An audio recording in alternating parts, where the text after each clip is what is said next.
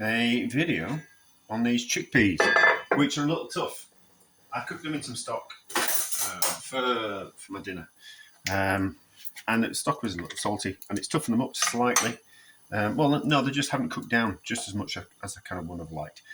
So let's just see if we can add a little bit of bicarbonate of soda just to soften them up a little bit. Ooh, that's probably a little bit too much. But anyway, let's just put that in there,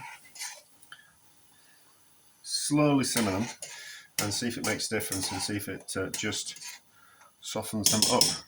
It might take a little while. It might not. I don't think it will happen instantaneously. No, it won't happen instantaneously, will it? We'll need a little bit of heat to them, but just a little bit of an experiment just to see if it works. So this is interesting. It's only taken about 5 minutes and they've already softened right up. So it should be a lot easier to mash. Just with my fingers. I think it's softness. I think it's mostly softening the skin, which was what was the hard part of it. But they are now as soft as chickpeas that you just cook in plain water. So that works. We might have to experiment with that again and keep experimenting. I think there's more to it. So we'll have to see. I think we can add it at the start, but also maybe add it at the end as well.